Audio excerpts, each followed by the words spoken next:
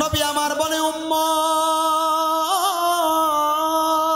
শোনো শোনো, ওই কিয়ামতের বড় আলামতের মধ্যে একটা আলামত হইল তোমরা দেখতে পাইবা তোমাদের এলাকার মধ্যে যে পাহাড়গুলা তোমরা দেখতে পাও, এই পাহাড়গুলা তুলার মতো উঠতে থাকবে। ইয়া রাসূলুল্লাহ, ইয়া হাবিবাল্লাহ, নবী গো বুঝতে পারলাম পাহাড়গুলা তুলার মতো উঠতে থাকবে। নবী বলে শুধু তাই নয়, আসমানের মধ্যে যে তারকাগুলা তোমরা দেখতে পাও, ওই তারকাগুলা নিচের দিকে থই থই করে পড়তে থাকবে। এমনও মানুষ থাকবে যারা তারকার থেতলানির সাথে তাদের জীবন বিনাশ হয়ে যাবে। নবী এগুলা কিয়ামতের বড় আলামত, এগুলা দেখার আগে আমরা যেন ইন্তেকাল করি। ইয়া রাসূলুল্লাহ, আপনি কিয়ামতের আরেকটা বড় বড় আলামতের চাইতে ছোট ছোট কয়েকটা আলামতের কথা বলেন। এবার আসেন ইবনে মাজাহ শরীফ এবং তিরমিজি শরীফের হাদিস শরীফ, মুসনাদে আহমদের মধ্যে হাদিস বর্ণনা। আল্লাহর নবী রাহমাতুল লিল আলামিন নবী বলেছেন, এক নাম্বার আইয়ার ফাল ইলম, ইলম উঠে যাবে, ওয়া একসুরা জাহালু, মূর্খতা বেড়ে যাবে। নবী বলে শুধু তাই নয়, ওয়া একসুরা জাহালু ওয়া একসুরা নিসা, কিয়ামতের আগে এমন অবস্থা হবে মহিলাদের সংখ্যা বেড়ে যাবে। এমন মহিলা হবে বাজারে যাইবা মহিলা, মাঠে যাইবা মহিলা, কাজে কর্মে যাইবা মহিলা। এমন অবস্থা হবে মহিলারা সমাজের মধ্যে নেতৃত্ব প্রদান করবে। এটা কিয়ামতের আলামত। ইয়া রাসূলুল্লাহ, জানতে চাই নবী আপনি আরো বলেন না। আমার নবী রাহমাতুল লিল আলামিন নবী বলে শুধু তাই নয়, ওয়া কিল্লার রিজাল, কিয়ামতের পূর্বে এমন একটা অবস্থা হবে যে সমাজের মধ্যে পুরুষের সংখ্যা কমতে থাকবে, কমতে থাকবে, কমতে থাকবে। নবী বলে শুধু তাই নয়, মুসলমান শুনে নাও, ওয়া কিল্লার রিজাল ওয়া ইয়াকসুরান নিসাও হাত্তা ইয়াকুনা লিখামসিনা ইমরাআতান আল কাইয়িমুল ওয়াহিদ। কিয়ামতের পূর্বে এমন অবস্থা হবে, এমন পুরুষের সংখ্যা কমে যাবে, এক একজন পুরুষের ভাগে 50 জন করে মহিলা পড়বে বিবাহ করার জন্য। কিন্তু পুরুষ মানুষ মহিলাদের ভয়ে আতঙ্কিত হয়ে ঘরের মধ্যে ঢুকে যাবে। এ যুবকের দলেরা, এ মুরব্বীর দলেরা, এটা কিয়ামতের বড় কঠিন আলামত। শুনে নাও, শুনে নাও। নবী আমার পরবর্তী হাদিসের মধ্যে বলেন, ইসলামের চতুর্থ খলিফা হযরতে আলী কাররামাল্লাহু ওয়াজহু তিনি নিজে হাদিস বর্ণনা করে বলতেছে, শোনো, কিয়ামতের আরেকটা আলামত হইল লা ইয়াবকা মিনাল ইসলামি ইল্লা ইসমুহু, মুসলমান দাবি করবে তারা নামে মুসলমান থাকবে, তারা কামে না। আপনারা বলেন আমরা তো মুসলমান দাবি করি, এমনও মুসলমান আছে মুসলমান দাবি করে তাদের দাড়িগুলা ক্লিন শেভ করে একবারে কোবায়া রাখছে, আছে না নাই? মুসলমান নামে কামে না। নবী কয় এটা কিয়ামতের আলামত। জি জি, কিয়ামতের আলামত। নবী আমার কয় নামে মুসলমান কিন্তু কামেন। হুজুর আছে কানে কানে কয়, হুজুর আছে। গতবারের আগের বার নিয়েছিলাম কয় সালে না, কয় সাল না, 21 সালে, এখন 26 সাল, তাহলে 22, 23, 24, 3 বছর হয়ে গেছে।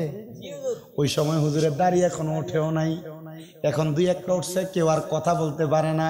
আগে মনে করতো হুজুর দাড়ি শেভ করে, হুজুর শেভ করে না, খুর দিয়েও কোনোদিন টান দেই নাই। কত সেলুনেরা বলল, নাপিতেরা বলল হুজুর টান দিয়া দেখেন না উঠবো। আমি কই আল্লাহ যেদিন নসিবে রাখছে এদিনে হবে, টান দিব কেন? আর অহংকার যুবকেরা মুরব্বীরা বউ কয় দাড়ি রাখো না, বুড়া বুড়া লাগে লাগে রাখে না। এ সন্তান, এ যুবক, এ মুরব্বীরা, তোমার বউ তোমার একটা নেকামল দিয়া উপকার করবে না। যেও বলবো দাড়িটা রাখো না, দাড়িটা কাটতে লাও, বালা লাগে না। ফুটবল রে ফিলান্টিক শট যেমনে মারো, বউডারে এমনি একটা লাথি মেরে কইবা তুই ফালাই দিয়ে ফাললে। কি কথা বলেন না কেন? নবীর সুন্নাত যাই বউ পছন্দ করে না, ওই বউ কোনো বউ হইতে পারে না। নবীর সুন্নাত রাখতে যাই স্ত্রীর অন্তরের মধ্যে কষ্ট লাগে, তার চোখে ভালো লাগে না, এটা কোনো বউ হইতে পারে না। রাগ খুশি। আল্লাহ আমাদেরকে বুঝার তৌফিক দান করুক, জোরে পড়েন আমিন। ও মুসলমান, মুসলমান দাবি করো। আল্লাহর নবী কয় মুসলমান দাবি করব, তাদের কর্মগুলা হবে ইহুদি নাসারার মতো, তাদের কর্মগুলা হবে ইহুদি নাসারার মতো। এবার আপনারা বলেন, আপনাদের এলাকার মধ্যে বিয়ার মধ্যে ডিজে পার্টির কনসার্ট, গান বাজনা হয় কি হয় না? হয় ভাই সাহেব? ইসলামের মধ্যে গান বাজনা করা হারাম। কি হারাম? গান বাজনা করা কি ইসলামের মধ্যে গান বাজনা করা হারাম। গান বাজনা ইহুদিরা করে, গান বাজনা নাসারারা করে, গান বাজনা বিধর্মীরা করে, ইসলাম ধর্মের বাহিরের লোক যারা তারা করে। আপনি মুসলমান, আপনার সন্তানের বিয়ার মধ্যে, আপনার নাতির মুসলমানের মধ্যে, আপনার নাতির এলাকার অনুষ্ঠানের মধ্যে আপনি গান বাজনা করেন, তাহলে মনে রাখবেন আপনি নামের মুসলমান, কামের মুসলমান না। এবার আপনারা বলেন যে বিয়ার মধ্যে গান বাজনা হারাম কাজ দিয়ে শুরু হইল, এ বিয়াটা কি বেশি দিন টিকবো?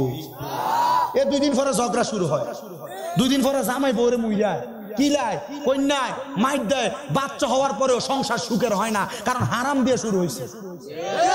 এটা কিয়ামতের আলামত। কিসের আলামত? কিয়ামতের আলামত। তো আপনি হারাম দিয়ে বিয়া শুরু করলেন, ওয়াজ মাহফিলে আলেম ওলামারা কত বলে, কিন্তু আপনারা বন্ধ করেন না। মুরব্বীরা না বন্ধ করতে পারাটাও একটা কিয়ামতের আলামত। এজন্য সবার কদমে হাত দিয়া বলি, যদি তুমি তোমার মুসলমান হিসেবে বিয়াটারে পবিত্র বানাইতে চাও, বিয়ার মধ্যে গান বাজনা করুন, এটা কিয়ামতের আলামত। এবার বলেন, বিয়ার ভিতরে গায়ে হলুদ হয় কি হয় না? কিয়ামতের আলামতের ওয়াজ দিছেন, ওয়াজ যদি সুন্দর হয় মান তৈব, না সুন্দর হইলেও মান তৈব। ভাই সাহেব যে ওয়াজ করি এটা আপনারা লাগেনি, ওয়াজ কমন ফরসেনি, কমন ফরসেনি। কিছুক্ষণ পর মুসা মাসি দিয়ে যাইতে গেনা তো দেখ। এবার বলেন, বিয়া শাদীর মধ্যে গায়ে হলুদ হয় কি হয় না? দেবরের বিয়ার ভিতরে ভাবি গায়ে হলুদ লাগায়নি, মন্দি লাগায়নি, নাচেনি, কিয়ামতের আলামত। হুজুর কেমনে বুঝলেন? আল্লাহর নবী আল্লাহর কোরআন থেকে বলে, ওয়াকারনা ফি বুয়ুতিকুন্না ওয়ালা তাবাররাজনা তাবাররুজাল জাহিলিয়াতিল উলা। জবান খুলে জোরে বলেন আল্লাহু আকবার। আল্লাহ কুরআনুল কারীমের মধ্যে বলে, এ দুনিয়ার মুসলমান, তোমরা তোমাদের নারীদেরকে জাহিলিয়া যুগের মহিলাদের মতো বের হতে দিও না। যদি বের হতে দাও, তোমার মহিলা, তোমার বউ, তোমার স্ত্রী, তোমার কন্যা, তোমার মাইয়া, তোমার মা, এরা যখন জাহিলিয়া যুগের মহিলাদের মতো বের হবে, এরা ইফতিজিং এর শিকার হবে। রাস্তার মধ্যে পোলাপানেদেরকে মাল বলে সম্বোধন করে। বলেন করে কি করে না? যদি তোমরা এমন ভাবে বের হতে দাও, তাহলে ওই মহিলাটা বেপরদা হয়ে যায়, মহিলারা বেপরদা ভাবে ঘুরে বেড়াবে। আল্লাহর নবী কই, এটা হলো কিয়ামতের আলামত। মহিলারা তার ঘরের মধ্যে শাসন করবে, জামাই উঁচা গলায় কথা বলতে পারে না, বউ ধমক দিয়ে বসে। এটা কিয়ামতের আলামত। এমন অবস্থা যেখানে হবে মনে করবা কিয়ামত বেশি দূরে নয়। এদের ঘরের মধ্যে কিয়ামতের একটা অবস্থা চলতেছে, যে স্বামী কোনো কথা বললো, স্বামীর কথা কি স্ত্রী গুরুত্ব দেয় না, এটা কিয়ামতের আলামত। বাগাউড় এলাকার মা বোনেরা, আপনাদের এলাকার মধ্যে যখন ঈদের মার্কেটিং শুরু হয়ে যায়, আপনারা বলেন বাবারা, নবীগঞ্জের বাজারে, হবিগঞ্জের বাজারে, সিলেট শহরের মধ্যে মার্কেট করবার জন্য মহিলারা যায় কি যায় না? আল্লাহর নবী কই, এটা হইল কিয়ামতের আলামত। আর আগের যুগের মুরব্বী যারা জিজ্ঞাসা করে, এরা বউরারে যদি এরা একটা কাপড় কিনাই না দিত, সুন্দর হোক আর পছন্দ হোক আর অপছন্দ ফইরা ফালাইতো। আর এখনের বেডিরে যদি কাপড় কিনাই না দেখো, এটা পছন্দ হইছে না, বলে কেন? কারণ তুমি আমার মার্কেটের টাকা আমারে দিয়া দাও, আমি নবীগঞ্জে যাইয়া নিজের কাপড় নিজে কিনবো, আর একটা 1500 টাকার জামা কিনবো, এটার জন্য 40 দোকান দেখে। এই জন্য নবী বলে গেছেন, মহিলারা বাজাইলে হবে। এটা কিয়ামতের আলামত রে মুসলমান। তুমি তোমার বউরে বাজারে যাইতে দেওয়ার আগে কিয়ামতের আলামতের কথা চিন্তা করা লাগবে। তোমার মাইয়ারে বেপরদা যাইতে দেওয়ার আগে কিয়ামতের আলামতের কথা চিন্তা করা লাগবে। তোমার বোনরে বেপরদা যাইতে দেওয়ার সময় তুমি কিয়ামতের আলামতের কথা চিন্তা করা লাগবে।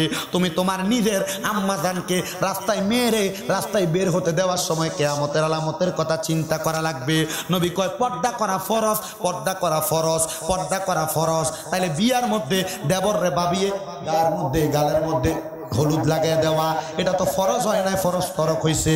এবার বলে, এ কিয়ামতের আলামতের শিকার আপনারা আছেন না নাই? মুসলমান নবীর উম্মতের দল আরো শক্তভাবে শুনে, কিয়ামতের এই আলামত থেকে যদি আপনি বাঁচতে চান, আপনি আপনার মহিলাকে পর্দা করানো লাগবে। লাগবো নি ভাই সাহেব? এই ছেলে, এই ছেলে, তুই ওখানে ঘুমাইতে এসেছিস? হাত বানাই হাইলকু বালাই হাওরের অত বড় ইসালে সওয়াব যাইতাই নানি তোমরা? তাই যায় না? অত বড় ওখানে যায় ঘুমাস না, ওখানে ঘুমানোর লাইন আছে নি বেটা? খান্ডার খান্ডা খান্ডার খান্ডা লাইনছিল খান্ডা আল্লাহ বাড়ি দিয়ে ঘুমা তাই তো বোঝে না। এ মনে করছে মাহফিল হইতাছে, আমি যাইতাম গিয়ে গিয়ে সুন্দর ইয়া আল্লাহ হুজুর আইছো নানি। আপনার কষ্ট হইতেছে বাবা, অসুবিধা হইতেছে। এবার যে কথাটা বলবো হাদিস শরীফটা বলবো, এই হাদিস শরীফের শিকার আপনিও আমিও। বাবা কষ্ট করেন না, কাউকে ডাকো, কেউ দুষ্টামি করলে তোমার সাথে কেউ দুষ্টামি করতে লাগলে তুমি তার সাথে মাতবা না, দেখবা নির্দে বন্ধ হয়ে যাবে। আল্লাহর নবী বলেন এ পর্দার ব্যাপারে, আপনাদের মহিলারা বাজারে যায় কিনা? আপনাদের বউ বাজার করতে যায় কিনা? আগামী বছর যদি আমার দাওয়াত দেওয়ার কথা কো আর দাও মানুষের কাছে কালেকশন লাগে পেটির তেনে ভিসা লয়ে ধরাইবো তোরা। আল্লাহ আপনারা বাসাক আমিন হোক না, অসুবিধা নাই, আমারও তাহলে কোনো প্রবলেম নাই। ও আব্দুল হাব যে হাদিস আপনি শুনুন আপনারা, তাইনের মুখে আমি একটা গল্প শুনছিলাম, সেটা ওয়াজল্লাহ তাই কইরা যে এক হুজুরে গাড়ি অ্যাক্সিডেন্ট করছে, গাড়ি অ্যাক্সিডেন্ট করছে, করার বাদে হুজুরও ব্যথা পাইছে, গাড়িও সমস্যা হয়েছে, আবার হুজুরের ড্রাইভারও ব্যথা হয়েছে। তো পাওয়ার বাদে ও হুজুরে গাড়ি 2 দিন বাদে ঠিক করছে, হুজুরও সুস্থ হয়েছে, ড্রাইভারও সুস্থ হয়েছে।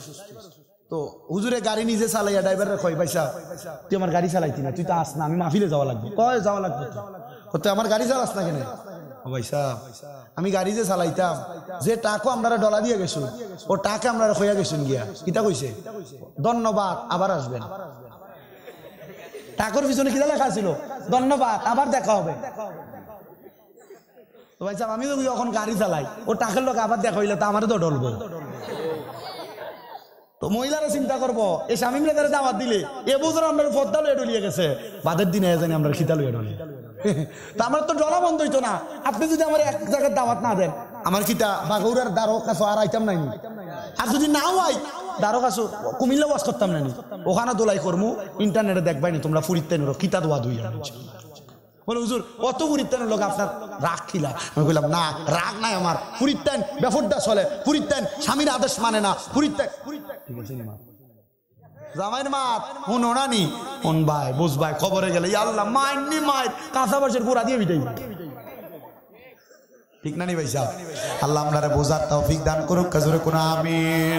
সবাই জোরে জোরে একটু দরুদ শরীফ পড়েন, আল্লাহুম্মা সাল্লি জোরে জোরে মাওলানা মুহাম্মদ ওয়া আলা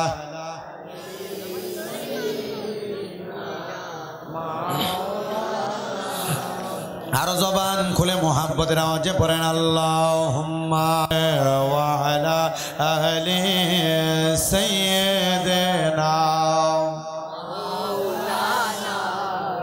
আপনাদের যাদের মা, আপনাদের যাদের বোন, আপনাদের যাদের বউ, আপনাদের যাদের মেয়ে বেপরদা ভাবে ঘুরে বেড়ায়, এটা হলো কিয়ামতের সবচাইতে বড় আলামত।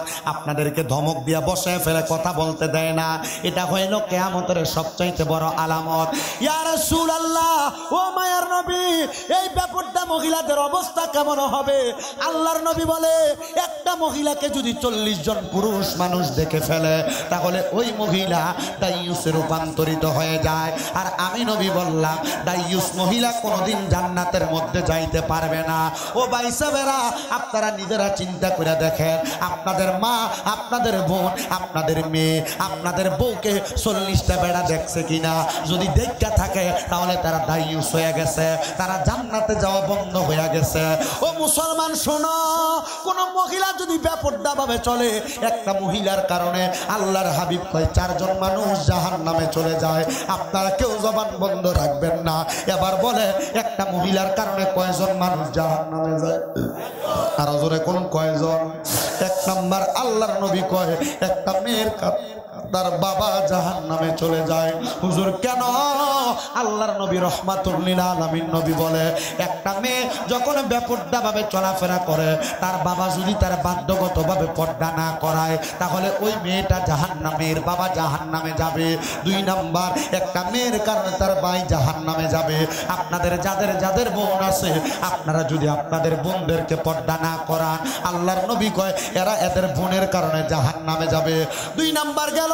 3 নাম্বার, এখানে যারা যারা আছেন বিবাহ করেছেন, বিয়ে করার পরে বউকে নিয়ে ফেসবুকের মধ্যে প্রোফাইল পিকচার দেন, বউকে নিয়ে ফেসবুকে কভার ফটো দেন, বউকে নিয়ে কাপড় ব্লক করেন, বউকে নিয়ে ফেসবুকের মধ্যে ছবি ছাড়েন।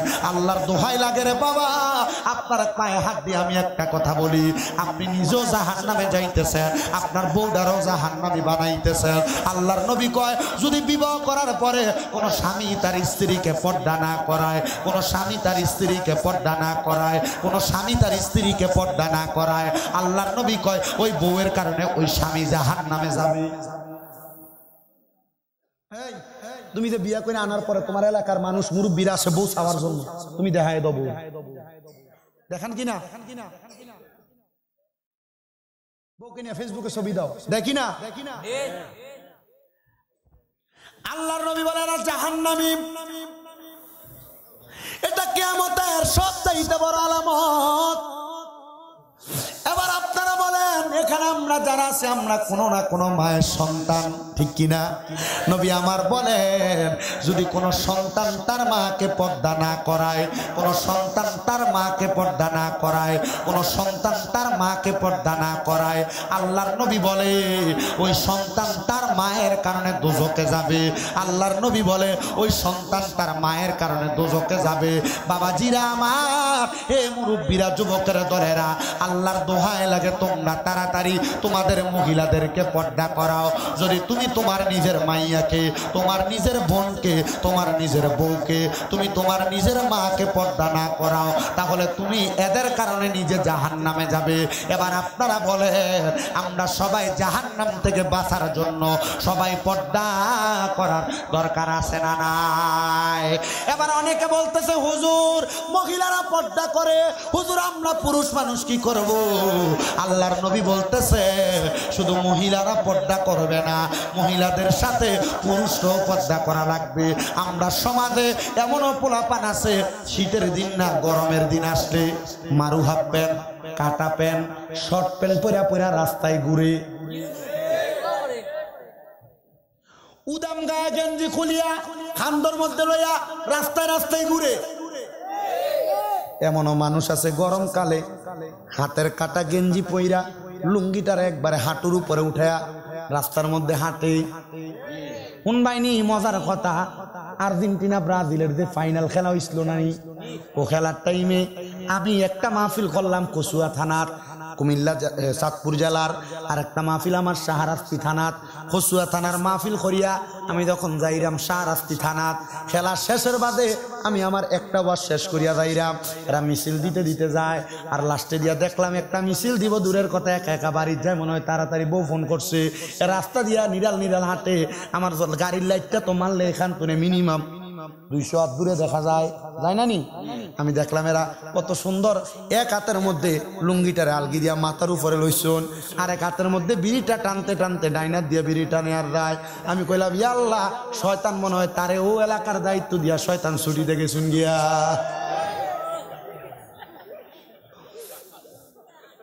তাহলে আপনারা বলেন পুরুষের পর্দার দরকার আছে না নাই? আমরা যেই মাযহাব অনুসরণ করি ওই মাযহাবের নাম হলো হানাফি মাযহাব। হযরতে ইমামে আযম ইমাম আবু হানিফা রাহমাতুল্লাহি আলাইহি, হযরতে ইমাম আবু হানিফা রাহমাতুল্লাহি আলাইহি বলে আমি পুরুষ মানুষ, আমার উপরে পর্দা করা ফরজ। আমি ইমাম আবু হানিফা যখন কোনো একলা ঘরেও থাকতাম, আমি কোনোদিন উদাম গায়ে খালি গায়ে বসতাম না। কি গায়ে? উদাম গা বুঝুন তো, খালি গায়ে জামা সারা গায়ে বসতাম না। ওগো ইমামে আজম কেন?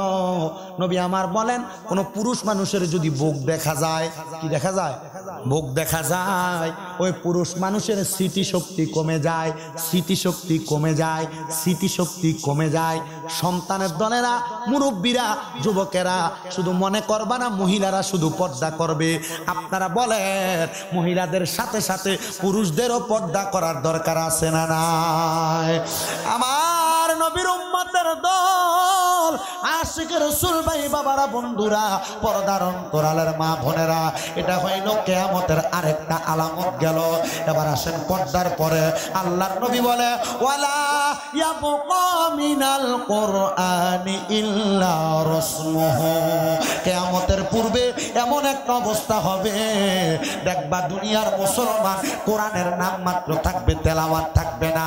আমরা সবাই মুসলমান কিন্তু আমরা কোরআন তেলাওয়াত করি না। আগের যুগে আমার মা বোনেরা ঘরের মধ্যে কত সুন্দর কোরআন তেলাওয়াত করত। ফজরের নামাজের পরে মা বোনেরা ঘরের মধ্যে গুনগুন গুনগুন করে কোরআন তেলাওয়াত করত। আর বর্তমানের মা বোনেরা কোরআন তেলাওয়াত করব দূরের কথা, এরা সকালবেলা এদের ঘরের সামনে দিয়ে গেলে কোরআন তেলাওয়াতের আওয়াজের বদলতে এদের নাকের ডাক শোনা যায়। এটা কিয়ামতের আলামত। কিসের আলামত? কিয়ামতের আলামত। আগে ছোট ছোট বাচ্চারা কোরআন তেলাওয়াত করতে পারত, আর বর্তমানে ছোট বাচ্চারা কোরআন তেলাওয়াত করবে দূরের কথা, এদেরকে কিন্ডারগার্টেনে পড়াইতে পড়াইতে আল্লাহর কোরআন থেকে দূরে সরায় ফেলাইছে।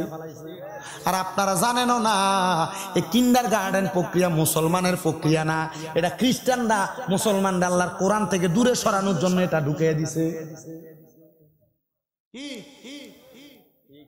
আগে পোলাপান সকালবেলা, আমার নিজের মনে আছে শীতের ভালো কাপড় ছিল না, আমার আম্মা লুঙ্গি পেঁচাইয়া দিত, আমার লুঙ্গি পেঁচাই এভাবে মোড়াইয়া দিত, কায়দাটা বুকের মধ্যে লইয়া দৌড়ে দৌড়ে মসজিদে চলে যাইতাম। যাওয়ার সময় 5 টাকা দামের, আগে তো 5 টাকা ছিল না, এটা 2 টাকা ছিল, গোল বন দিয়ে দিত, বাটার বন দিয়ে দিত একটা হাতে, অথবা মেরিল বিস্কিট 60টা দিয়ে দিত আমার মা আমার হাতে। বেশি দিন না, আমার কাছে মনে হয় যে অল্প কয়েকদিন আগে হয়েছে এই ঘটনা, আমার কাছে বেশি দিন মনে হইতেছে না, কারণ আমার বয়সে এখনো 24 হয় নাই, 23 রানিং চলে, 24-এ পড়বে মার্চের 1 তারিখ।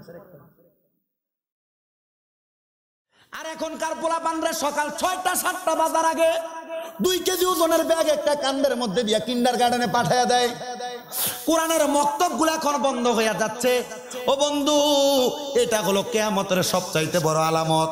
তবে আমি এই এলাকার মা বোন যারা, মেয়েরা যারা আছো শুনতেছ, সোশ্যাল মিডিয়ার মাধ্যমে যে আমার বোনেরা শুনবা, তোমাদের কাছে বলে দিয়ে যায়, তোমরা যদিও মডার্নের যুগে আইসা কোরআন শিখো না, কোরআন শিখাও না, তোমাদের কাছে বলবো বর্তমানের যুবকরা কিন্তু এত আলাইদা না, বর্তমানের যুবকরা কিন্তু এত বোকা না।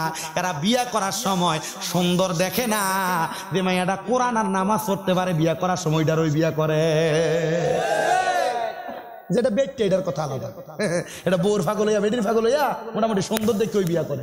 আর ওইটা সুন্দর তো রসুলগুলা রাস্তার ভিতরে ছাড়ে দিয়া হুন্ডার পেছনে বই হবে, আইএমএ ডিস্কো ডান্সার করতে করতে যাবো, কয় ডিস্কো ডান্সার ঠিক আছে যা, তোরে জাহান্নামের ভিতরে নিয়া এসা ফিরা ফিরাইবো কবরের মাইরের কথা কয় না, ঠিক কি না? ঠিক না বেঠে? এজন্য সুন্দরের পাগল হইও না, আল্লাহর কোরআনের পাগল হও, আল্লাহর কোরআনের পাগল হও, আল্লাহর কোরআন তেলাওয়াত করার পাগল হও। নবী আমার বলে এটা কিয়ামতের আলামত। আল্লাহর নবী বলে কিয়ামতের আলামত শুধু এইটা না, আপনাদের এলাকার মধ্যে মসজিদ আসেনি বাবা? মসজিদের ভিতরে সুন্দর টাইলস আসেনি, দামি পাখা আসেনি, আবার এমনও মসজিদ আছে মসজিদের ভিতরে টাইলস আসেনি, টাইলস এসি আসেনি, এসি। নবী কয় মাসাজিদুহুম আমিরাতুন ওয়া হুয়া খরাবুম মিনাল হুদা। কিয়ামতের পূর্বে মসজিদগুলো হবে সুন্দর, চাকচিক্যময় মসজিদ, এত সুন্দর সুন্দর মসজিদ, এত চাকচিক্যময় মসজিদ, কিন্তু মসজিদগুলা হবে হেদায়েত শূন্য। মসজিদের মধ্যে মুসল্লি থাকবে না। শীতকালে ইমাম সাহেব ফজরের নামাজ পড়ব 2 জন লইয়া, 1 জন লইয়া, এমনও সময় আছে ইমাম সাহেবেরা মাত্র একা একা নামাজ পড়ে আযান দিয়া, এমন অবস্থা বর্তমানের মসজিদগুলাতে আছে না নাই?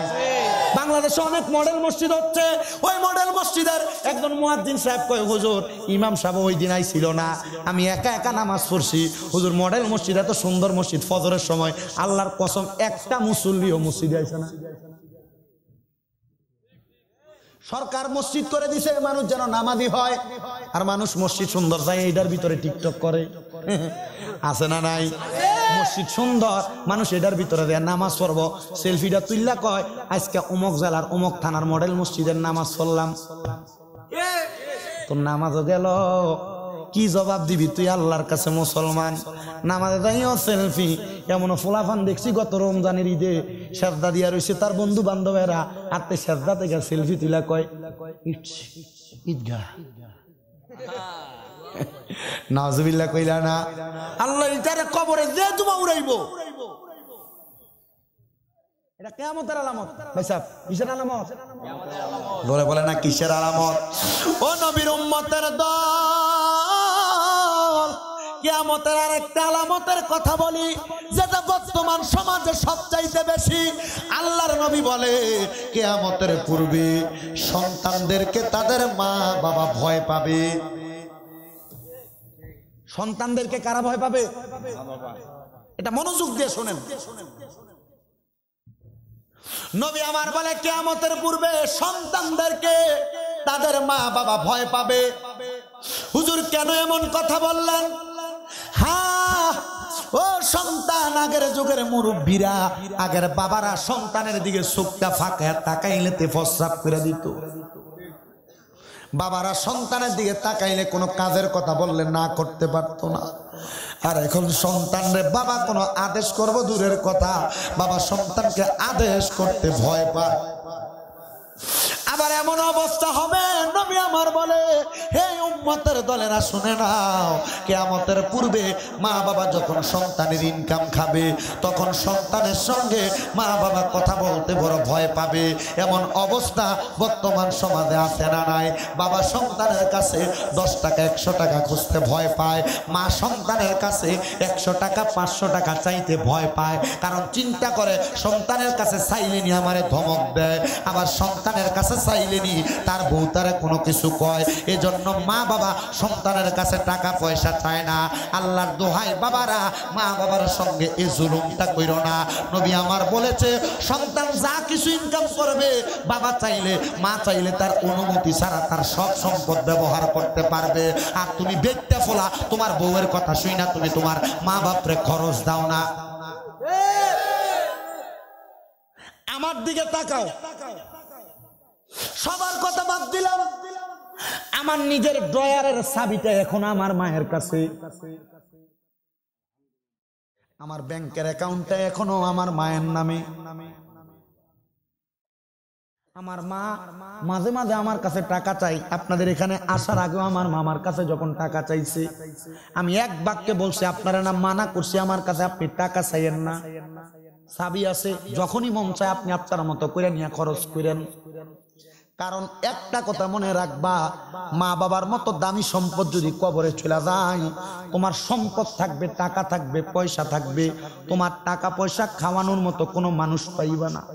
এমনও যুবক আছে, এমনও মুরব্বী আছে, জিজ্ঞাসা করো তার বাবা তার মা অনেক কষ্ট করে তারে মানুষ করছে, বাবা সিরা লুঙ্গি পরে সময় কাটাইছে, ওই সন্তানকে দামি সুন্দর জামা কাপড় কিনা দিছে, এই সন্তানের আজকে হাজার হাজার লাখ লাখ টাকা, কিন্তু বাবারে 500 টাকা দিয়ে কিনে একটা লুঙ্গি পরাইতে পারে না, বাবা কবরে। এমনও সন্তান আছে, জিজ্ঞাসা করো তার মা দামি খানাটা আছে সন্তানের জন্য রাইখা দিছে, মুরগি প্রথম ডিমটা পারলে সন্তানরে আগে খাওয়াইছে, মা জননী ঘরে 3 টুকরা মাছ রান্না করলে মা নিজে খাইতো না, 1 টুকরা সন্তানরে খাওয়াইতো, 1 টুকরা তার বাবারে খাওয়াইতো। মা মায়ের মাছের টুকরাটা তার সন্তানের জন্য রেখে দিতেন, সন্তান রাত্রবেলা মজা করে ভাত খাইবো, মা জুলগুলা দিয়া ভাত খেয়ে ফেলাইতো। কিন্তু আজকে ওই সন্তানের লাখ লাখ টাকা, হাজার হাজার টাকা, কিন্তু সে সন্তান তার মারে 1 লোকমা ভাত খাওয়াইতে পারে না, তার ঘরে হাজার হাজার মেহমান দাওয়াত খায়, ওই সন্তান তার মার মুখে 1 লোকমা খানা তুলে দিতে পারে না। আরে দিবা কেমনে সন্তান? তোমার মা তো কবরে, তোমার বাবা তো কবরে। কিয়ামতের আলামত, সন্তান মা বাবার কথা মানবে না, বউয়ের সঙ্গে কথা কাটাকাটি করে মা বাবাকে আলাদা করে দিবে, বাইয়ে বাইয়ে ঝগড়া করে মা বাপকে জুদা করে দিবে, বাইয়ের বউয়ের সাথে ঝগড়া করে মা বাপকে আলাদা করে দিবে, পাতলা করে দিবে। সন্তান তোমার পায়ের মধ্যে ধরে বলি, এই কিয়ামতের কঠিন আলামতের শিকার তুমি হইও না। কেউ যদি তোমাদের মা বাপকে আলাদা করে দিয়া থাকো, এমনও সন্তান আছে মা বাপকে জুদা করে দিছে, আলাদা করে দিছে, বড় ভাইয়ের ঘরে মা মা বাবা 1 মাস ভাত 1 সপ্তাহ ভাত খায়, মেজো ভাইয়ের ঘরে 1 সপ্তাহ ভাত খায়, ছোট ভাইয়ের ঘরে 1 সপ্তাহ ভাত খায়। ও সন্তান, কি হইব তোর টাকা দিয়া, কি হইব তোর পয়সা দিয়া? পারলে দে তোর পা গুলা আমার সামনে দে, আমি শামীম রাজা জিব্বা দিয়া তোর পাওটা আমি পরিষ্কার করে দিব। যদি তুই তোর মা বাবারে এমন ভাবে জুদা করে দিয়া থাকো, সন্তান আজকে মাহফিল থেকে বাড়িতে যাইয়া আম্মা আব্বার পা গুলার মধ্যে ধরবা, আর দুইরা বলবা, মা ও আব্বা জান, আল্লাহর রাস্তে আপনার পায়ের মধ্যে ধরলাম, আপনাদেরকে জুদা করে দিছি, আর করতাম না। এখন আমার ওই 2 ভাই আপনারা খাওয়া কারা না খাওয়া, আমি সন্তান একটা কথা আমি আপনাদের কাছে বলে দিলাম একটা কথা মনে রাখো সন্তানের দলেরা, তোমার মা বাবা বেঁচে থাকলে আম্মা আব্বার পা গুলার মধ্যে যায় ধরবা। আজকের মাহফিল কবুল হবে কি হবে না এটার গ্যারান্টি কেউ দিতে পারবে না, তবে আমি শামীম রাজা কুমিল্লা থেকে এত দূর পর্যন্ত এসে একটা গ্যারান্টি দেওয়া যায়, যদি আজকে তুমি তোমার মায়ের পায়ে ধরে মাপ চাও, আজকে তুমি তোমার বাবার পায়ের মধ্যে ধরে মাপ চাও, তোমার মা তোমার বাবা যদি আগামীকালকে তোমার বাবা চা দোকানে বইসা বলে, হ্যাঁ শামীম রাজা কুমিল্লা থেকে এসে ওয়াজ করার কারণে আমার ফুতে আমার পায়ে ধরে মাপ চাইছে, আল্লাহর কসমে মাহফিল সফল। তোমার মা আগামীকালকে যদি একজন আরেকজনের কাছে বলে, হ্যাঁ শামীম রাজার ওয়াজ শুইনা আমার সন্তান আমার পায়ে ধরে মাপ চাইছে, আমি মনে করব এই মাহফিলটা সফল। অনেকে মনে করে, হুজুর আমি কেন মার পায়ের মধ্যে ধরবো, আমি তো মা বাবার সাথে কোনো অন্যায় করি নাই। আরে আমার দিকে তাকাও, আমার কোনো এলেম নাই, আমার কোনো শিক্ষা নাই, আমার কোনো গুণ নাই, তবে আমি একটা কথা বলতে পারি, 2009 সালের পরে আমি যখন আমার মার পায়ে চুমা দিছি ঘুমন্ত অবস্থায়, আমার বাবার পায়ে চুমা দিছি, আল্লাহ তখন থেকে আমার সম্মান বাড়াইছে, তখন থেকে আমার ইজ্জত বাড়াইছে, আল্লাহ আমার ইজ্জত কমায় নাই। আপনাদের দোয়ার বরকতে এই ছোট মানুষ এই পর্যন্ত এই কম বয়সে 6টা মাদ্রাসা কুমিল্লাতে চালাই বাবা। এখনো আমার আল্লাহ আমার মা বাবার সম্মানের কারণে আমার এই ক্ষমতা দিছে। সন্তান রে, কদমে ধরে বলি, আম্মা আব্বার কদমের মধ্যে ধরে মাপ চাইবা। অনেকে চিন্তা করে, হুজুর আমি আমার মা বাবার পায়ে ধরবো, দূরের কথা, 2 ঈদে তো মা বাবার পায়ে ধরে আমি সালামি করি না। এ সন্তান, সালাম না আল্লাহর নবী শিক্ষা দিতেছে, মাঝে মাঝে সুযোগ পাইলে আম্মা আব্বার কদম বুসি করবা, আম্মা আব্বার পায়ের মধ্যে চুমা দিবা। আরে সন্তান, আমার মনে হয় না আজকের মাহফিলে 2-3 জন সন্তান পাওয়া যাবে যারা তাদের মা বাবার পায়ের মধ্যে চুমা দিছে। নবী বলতেছে, উম্মত শোনো, মা বাবার কদমের মধ্যে চুমা দিলে আল্লাহর জান্নাতের চৌকাঠে চুমা দেওয়ার সওয়াব পাওয়া যায়। সন্তান জান্নাত পাবে কিনা জানি না, তবে তুমি তোমার মার পায়ের মধ্যে চুমা দিও, বাবার পায়ে চুমা দিও, দেখবা আমার আল্লাহ তোমার জান্নাতের স্বর্গ সুখ এই দুনিয়ার মধ্যে দান করে দিবে, জান্নাতের স্বর্গ সুখ এই দুনিয়ার মধ্যে দান করে দিবে। সন্তান আজকের মাহফিল থেকে বাড়িতে যে মা বাবার পায়ে ধরে মাপ চাইও। অনেকে চিন্তা করে, হুজুর আমি তো আমার মা বাবার সাথে কোনো অন্যায় করি নাই, জুদও করি নাই, আমার মা বাবা বাড়িতে আছে। সন্তান আজকের মাহফিলের মধ্যে একটা ওয়াদা করে যাও, যদি অন্যায়ও না করো, এখান থেকে বাড়িতে যাইয়া মা বাবার পায়ের মধ্যে ধরবা, দেখবা মার মনটা বড় খুশি হয়ে গেছে। পারলে দিনে একবার মাপ চাইবা, পারলে সপ্তাহে একবার মাপ চাইবা, না পারলে মাসে একবার মাপ চাইবা, না পারলে বছরে একবার মাপ চাইবা। বলে হুজুর কেন কেন কেন? মা বাবার পায়ে যখন যায় ধরবা, মা বাবার মনটা হালকা হইব, মনে হয় আমার ফুত এখন আমার রেফারে আছে, আমার ফুত এখন আমার অবাধ্য হয় নাই, আমার সন্তান আমার কাছে আছে, আমারে বড় ভালোবাসে।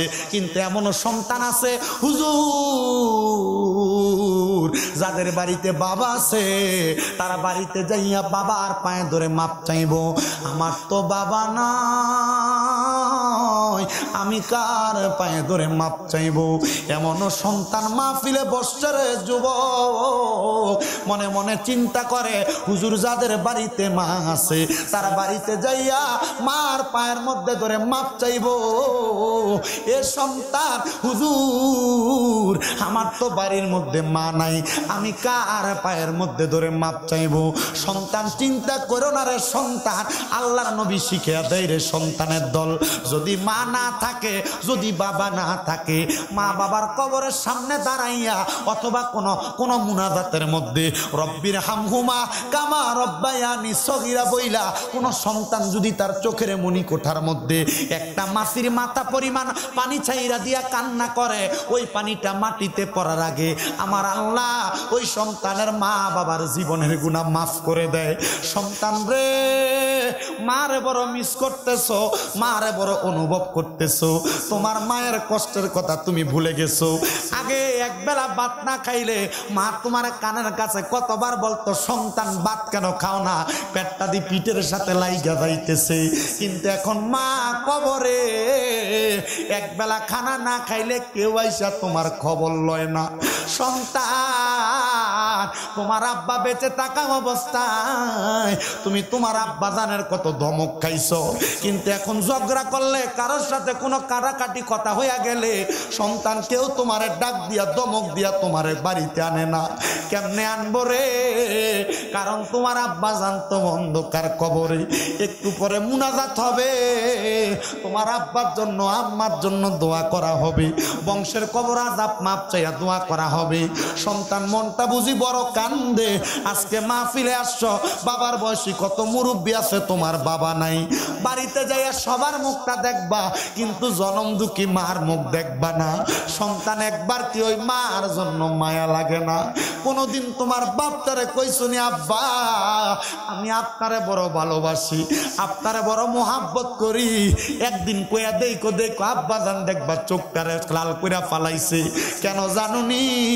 কারণ ওই আব্বা জান তোমারে বড় ভালোবাসে। বইলা দেই করে আব্বা জানরে জড়াইয়া চোখের পানি ফালাইয়া দেখো। এমনও সন্তান আছে কান্দে, চিন্তা করে, হুজুর আমার মা বাবা থাকলে আমি আমার মা বাপরে কত দামি দামি খানা খাওয়াইতাম। একটা ছেলে আসার সাথে সাথে ঘরে ঢুকার সময় আমার হাতে ধরে কইছে, হুজুর আমার তো মা নাই, আমার তো বাবা নাই, আমার মা বাবার জন্য দোয়া কইরেন। আমি কইলাম, যুবক রে, ও মুরব্বী বাবা জিরা শোনো। যুবক রে বললাম, তোর মা নাই, তোর কি মনটা চায় না তোর মারে দেখতি? মনটা চায় না তোর বাবারে দেখতি? হুজুর মন তো চায়, মা তো কবরে, বাবা তো কবরে, আমি কেমনে মার মুখটা দেখবো? সন্তান রে, মা বাপ যদি বাইচা থাকতো, যদি তুমি মাসে মাসে 1000 টাকা কইরা তোমার মা বাবারে ওষুধের জন্য খরচ দিতা, তোমার মা বাবার পেছনে 12 মাসে তোমার 12,000 টাকা লাইগা যাইতো। তোমার আব্বা জান রে যদি তুমি দৈনিক মাসে যদি তুমি 1000 টাকা করে হাত খরচের টাকা দিতা, তোমার বাবা তুমি বছরে বছরে 12,000 টাকা দেওয়া লাগতো। সন্তান রে, তোমার মা বাবা তোমার অনেক জায়গা জমি দিয়া গেছে, ওই জায়গা জমি তুমি ব্যবহার করতেছো। যদি তুমি এই জায়গা জমি না পাইতা, ভাড়া থাকতা, মাসে যদি 5,000 টাকা করে ভাড়া দিতা, 12 মাসে 60,000 টাকা ভাড়া দেওয়া লাগতো। সন্তান, আজকের মাহফিলে তোমার ওই মৃত মায়ের জন্য দোয়া করা হবে, তোমার ওই মৃত বাবার জন্য দোয়া করা হবে, জীবিত মা বাবা আত্মীয় স্বজনের জন্য দোয়া করা হবে। একটা সন্তান নিয়ে দাঁড়াইবা, হুজুর আমি আমার মারে বড় ভালোবাসি, আমার বাবারে বড় ভালোবাসি। আপনি তো কিছুক্ষণ পরে দোয়া করবেন, মুনাজাতে আমার মার জন্য দোয়া করবেন। আগামী বছরে মাহফিলটাতে আমি 10,000 টাকা দান করবো আমার মায়ের নামে, 10,000 টাকা দান করবো আমার বাবার নামে। আসুনি কোনো যুবক, আসুনি কোনো মুরব্বী, হাতটা বাড়াইবা। মারে ভালোবাসো, আগেও বলছি, এখন দেওয়া লাগবে না, আগামী বছর দিও। মারে যদি 1000 টাকা হাত খরচ দিতা, 12 মাসে 12,000 টাকা, 12,000 চাই নাই রে, 10,000 টাকা দিবা আগামী বছর মাহফিলে। এখন দোয়া চাইছেন, সবার জন্য দোয়া করবেন, ঠিক আছে? আচ্ছা, ঠিক আছে। আল্লাহুম্মা আমিন, আল্লাহুম্মা আমিন। আলহামদুলিল্লাহি রাব্বিল আলামিন, আসসালাতু ওয়াসসালামু আলা রাসূলিল কারীম। রব্বানা আতিনা ফিদ দুনিয়া হাসানাতাও ওয়া ফিল আখিরাতি হাসানাতাও ওয়া কিনা আযাবান নার وقنا عذاب الصخرة الموت وقنا عذاب القبر وقنا عذاب الحشر وقنا عذاب الفوسرات وقنا عذاب اليوم القيامة বড় আশা করে হাত বাড়াইলাম আল্লাহ তোমারই দরবারে, খালি হাতে ফিরাইও না আমরা বান্দারে। তুমি যদি দাও ফিরাইয়া আল্লাহ আমরা চাইব কার কাছে, রহিম রহমান নামের উসিলায় মাফ করো আমরারে। মাবুদ রাব্বুল আলামিন আল্লাহ ফরিয়াদ তোমার দরবারে, মায়ার নজর করে তাকে দেখো আল্লাহ। আল্লাহ হবিগঞ্জ জেলার অন্তর্গত নবীগঞ্জ থানাধীন কালীগঞ্জ বাজারের অন্তর্ভুক্ত বাগাউড়া আলোর পথ সমাজ কল্যাণ সংস্থার আয়োজনে আল্লাহ বাগাউড়া ছোটদের উদ্যোগে গ্রামবাসীর মুর্দে গানদের ইসানে সাব উপলক্ষে ৬ষ্ঠতম বাৎসরিক ইসলামী সুন্নি মুগা সম্মেলন সাজাইয়া এই এলাকার আমার আলেম সমাজদারি পাকা মুরব্বী বাবারা, যুবক নৌজুয়ান ভাইয়েরা, ছোট্ট ছোট্ট মাসুম বাচ্চারা, পর্দার অন্তরালের মা বোনেরা, আল্লাহ সোশ্যাল মিডিয়ার মাধ্যমে দেখনেওয়ালা আমার অনেক ভাই বাবারা, মা বোনেরা, আপনি আল্লাহর শাহিন শাহী পাক দরবারে হাত বাড়াইছে আল্লাহ। আল্লাহ যার হাত তোমার কাছে মায়া লাগে, পছন্দ হয়, ওই হাতের উসিলায় আপনার জীবনের গুনাহ তুমি মাফ করে দাও আল্লাহ। ও দয়া, আমরা যারা হাত বাড়াইলাম গো, অনেকে আছে জগতের মধ্যে বাবা নাই, যেই বাবা রিক্সা চালাইয়া মাটি কাইটা মাতার গাম পায়ে ফালাইয়া সন্তান রে মানুষের মতো মানুষ করার জন্য আব্বা এত কষ্ট করছে। আল্লাহ যাদের এমন আব্বা কবরে, আব্বার কবর তুমি আল্লাহ জান্নাতের বাগান বানিয়ে দাও। ভালোবাসি তোমায় বাবা, বুকটা যে যাইছি রে, তোমার কথা হৃদয় মাঝে পড়ছে বারে বারে। বাবা গো বাবা, বাবা গো ও বাবা, বাবা তুমি কেমন আছো ছোট্ট মাটির ঘরে, তোমার কথা হৃদয় মাঝে পড়ছে বারে বারে। আল্লাহ অনেক আছে যাদের মা নাই, যেই মা সন্তানরে মানুষের মতো মানুষ করার জন্য নিজের জীবনটারে বিসর্জন দিছে, মা সন্তানের জন্য বড় কষ্ট করছে। জানি না কার জানি এমন মা দুঃখিনী অন্ধকার কবরে। ও আল্লাহ, যাদের এমন মা কবরে, এমন মায়ের কবর তুমি আল্লাহ জান্নাতের বাগান বানিয়ে দাও। মনিব অনেকে হাত বাড়াইছে, মাও নাই বাবাও নাই, জনমের এতিম। আম্মাই আব্বা চইলা গেছে, আল্লাহ দারারে ফালাইয়া তারারে রাইখা গো গেছে কান্দিবার লাগিয়া। আল্লাহ যাদের মা বাবা বেঁচে আছে হায়াতের মধ্যে বরকত দান করো, যাদের মা বাবা অসুস্থ শেফায়া দেলা কামেলা নসিব করে দাও। ও দয়া, আম্মায় আব্বার খেদমত করার মতো তৌফিক দান করো আল্লাহ। এই আলোর পথ সমাজ কল্যাণ সংস্থার আয়োজনে বাগাউড়া ছোটদের উদ্যোগে গ্রামবাসীর মুর্দে গানের ইসালে সাহেবের ৬তম ইসলামী সুন্নি মুগা সম্মেলন, আজকে ৬তম, কিয়ামত পর্যন্ত এই মাহফিল তুমি কবুল মঞ্জুর করো। আজকের মাহফিলে যারা টাকা দিয়া, পয়সা দিয়া, শ্রম দিয়া, বুদ্ধি দিয়া, পরামর্শ দিয়া, মাইক দিয়া, লাইট দিয়া, প্যান্ডেল দিয়া, মিডিয়ার বাইরা সহ সম্মানিত শ্রোতা মণ্ডলীরা, পর্দার অন্তরালে আমার মা বোনেরা, প্রত্যেকের দোয়া তুমি আল্লাহ কবুল আর মঞ্জুর করে নাও। ও আল্লাহ, অনেক প্রবাসী ভাইয়েরা দোয়া চাই, আল্লাহ প্রত্যেক প্রবাসীদের দোয়া তুমি কবুল মঞ্জুর করো।